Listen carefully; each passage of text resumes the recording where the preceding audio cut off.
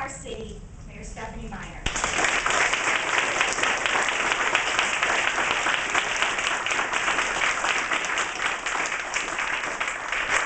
Thank you all very much. Yes, my name is Stephanie Miner, and yes, I am a female. Don't know that.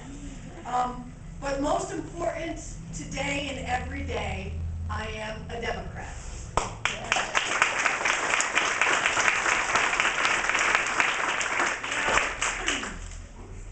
I love this time of year. And as I've said before, and some of you have been in the audience, it's not because of the quality of food that we get this time of year. It's not because of the weather this time of year. It's not even because I feel great this time of year. Inevitably, the weekend before Election Day, I have a cold. And yes, I have a major head cold that I've had all week. So those of you who get or talk to somebody who had a robocall from me who says, geez, we had somebody who said she was the mayor of the city. It kind of sounded like Daffy Duck. Just say to them, yes, that was indeed the mayor. She's got a cold, but she said, nevertheless, it's important enough that we have to get out there and fight. Now, the reason that I love this time of year, and particularly this year, is because, as Vita talked about, I've been doing this a long time, since I was shorter than I am now. And there were times when the trends were against us and we had no hope. And I went out on the streets and made phone calls and talked to people. And there were times where the trends were totally with us, and it didn't matter if I went out on the streets and talked to people, we were going to roll right into victory. This year is the kind of year that I love, because this year it's when all of us make a difference.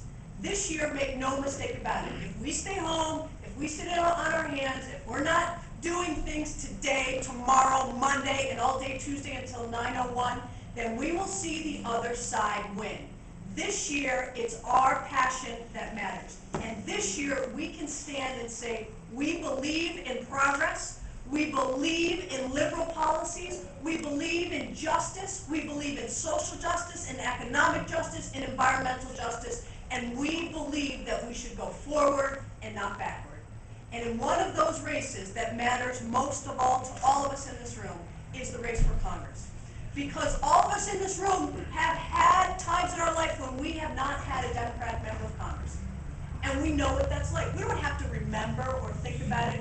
We know exactly what that's like. And now we have a Democratic member of Congress. A member of Congress who has taken courageous votes for all of us. Voted against the war. Voted for health care. Listened to all of us and said, I will not be bullied by the Tea Party. I will not be bullied by loud commercials. I will stand up for the people that I grew up with, that I represent, and I will be a voice for justice, for Central New York, and even Monroe County parts of it.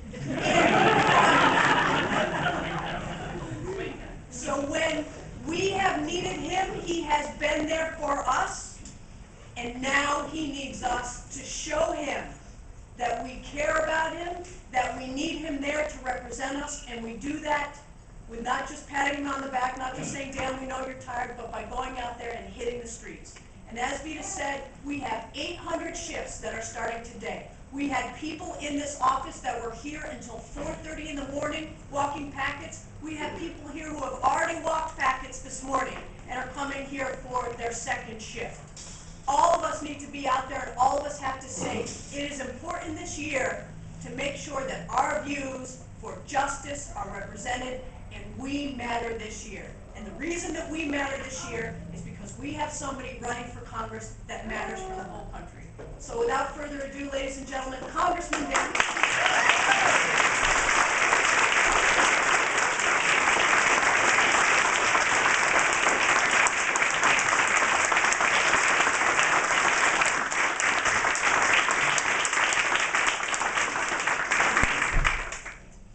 Hello. I'm going to cheat a little bit. You know, this is a rally in part to get out the woman vote, and to really inspire women in our community. So I'm going to cheat a little bit. I'm going to ask my wife, Abby Davidson Maffei, to join me up here.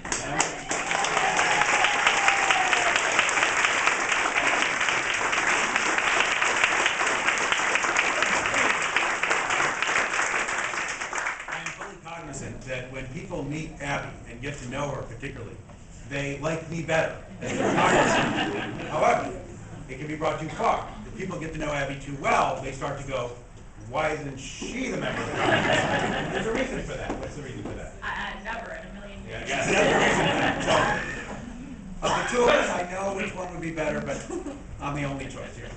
I'm so grateful for everybody for coming out. I'm so grateful for all the work you were doing. The people that were here till 5 a.m. in the morning, or maybe even later. Some of you probably are still. I know there's people sleeping in the back. Thank you. They're doing the stuff. What it's called cutting the turf. Making sure that people on election day are going to go and do what they need to do to get the vote out. To get the vote out for all of us, not just for me, but for all the state candidates, for our next governor, Andrew Cuomo.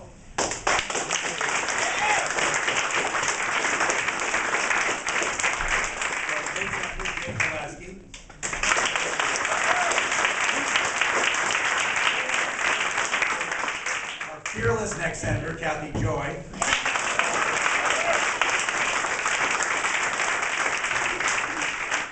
And for our team that's going to shake up Albany for Central New York, Bill Magnarelli, Sam Roberts.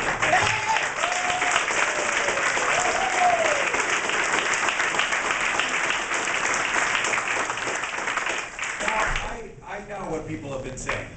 The pundits have been saying, and the internet and everything else. They're saying this is a really tough year for Democrats. They're saying, we even have this little joke publication called The Onion, and The Onion has sort of summed up all this herd mentality in the press, and they said Democrats are going to lose 8,000 seats. 8,000 seats. Well, they've interviewed all the pundits, and they've interviewed all the experts, and they've interviewed all the Republican leaders and even some Democratic leaders. They haven't talked to one group of people, the voters. It's the voters who are going to decide who wins this election. So don't score the game before it even starts. That's what Syracuse University taught West Virginia last week.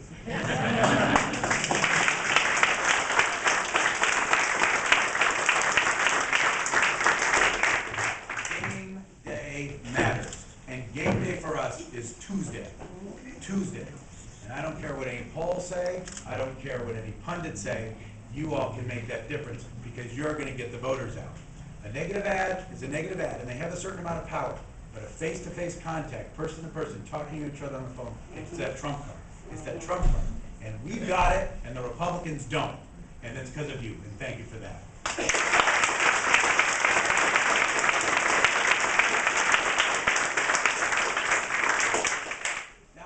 It's been even tougher because, as the newspapers point out, the contrast couldn't be greater. I believe that we need to continue the same things that I ran on 2 years ago. We have to focus on the local economy, particularly green jobs. We have to make sure that we have health care for every single American.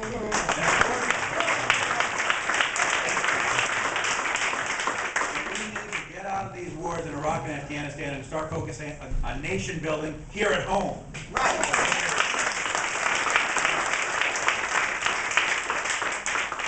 When it comes to jobs, green jobs, my opponent says, you know what we need to do? We need to forget about the stimulus, forget about the fact that it put 14 new officers on the streets here in Syracuse, forget about the fact that it kept class sizes low and prevented 400 teachers from being laid off, forget about the fact that it invested in green jobs and green technology and new light bulbs. She called Cross Hospital, by the way, a special interest. Cross Hospital, a special interest. Forget about all that. And green jobs, who needs green jobs? Global climate change is a myth. It doesn't make any difference. Well, I'll tell you this. Global climate change is not a myth. It's science. And we in Central New York, we have the capacity to not just help ourselves, not just create a better economy for us, but to create a better planet for the world. So what I want to do is unleash that potential, and that's why I'm running again. When it comes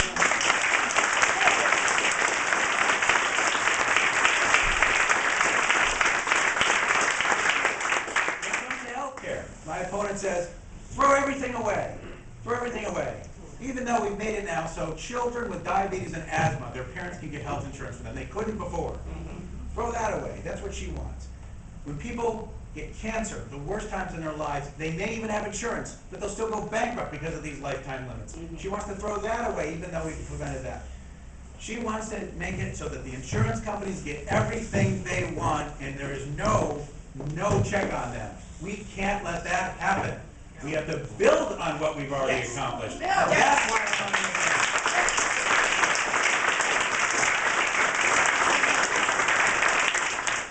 When it comes to our troops in harm's way, my opponent just says, you just got to vote along, go along. Doesn't matter if you don't pay for those wars. It doesn't matter who's going.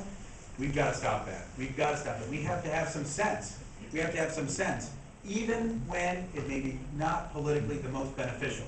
If it's about men and women in harm's way, you've got to do what's right. You've got to do what's right. Yes. Now, there's one other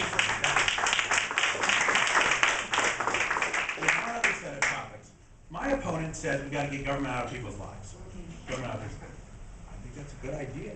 We should get government out of people's lives. People should be allowed to live their life the way they want to. Government should be helpful. It should work with the private sector, with the nonprofit sector, to make people's lives better. But it shouldn't tell them what to do. That's not what America's all about. So, I look at what she thinks government should get out of people's lives. Well, she thinks government should get out of the lives of energy companies that hydrofrack and drill gas and oil and in the Gulf of Mexico. She thinks government should get out of those oil companies and not regulate them. She thinks government should get out of the lives of multimillionaires, leave them alone. If a family with $1 billion, if somebody dies, they should get the government out of their lives. That had nothing to do with government, right? Nothing to do, our whole banking sector. But if it has anything to do with your bedroom or your household, the way you live your life, then they want the government in your life, telling you what to do. Or if you're a woman. That's why I'm running for Congress again, because you should be able to live your life the way you were born and the way you want to live your life, and not because of what the Republican Party or any individual church says to do.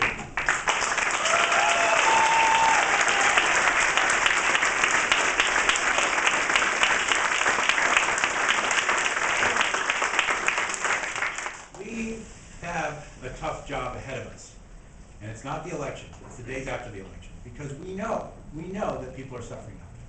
We know we still need to create more jobs. We know we need to continue to work together. And we know that we are left, unfortunately, with another party who just says no to everything. Just says no to everything. We have to do better. We have to move forward.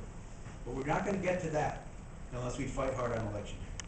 The Republicans, the cynics, the media sometimes even, they want to finish this story out. They have a narrative in mind, and that narrative is Democrats lost the House of Representatives, lost Congress, lost major seats because they stayed home. Because they stayed home. I'm telling you, it doesn't have to be that way. We can change it. We can change it right here in Central New York. So my fellow Democrats, I know you're tired. I'm sleepy, too. Abby's a little tired. But we're not stopping now. Just like that song says that I keep on quoting, the civil rights song, ain't nobody going to turn us around now. We're not going to be turned around by the oil companies. They can give to my opponent, but we're not going to be turned around by ExxonMobil and Halliburton. We're not going to be turned around by Karl Rove. We're not going to be turned around by Dick Cheney. We're not going to be turned around by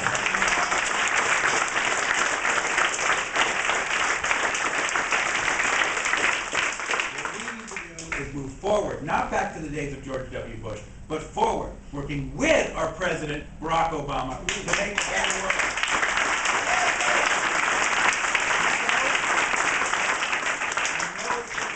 I know you're tired, but in these next few days, I tell you, my fellow Democrats, we got to get off our donkeys and keep working.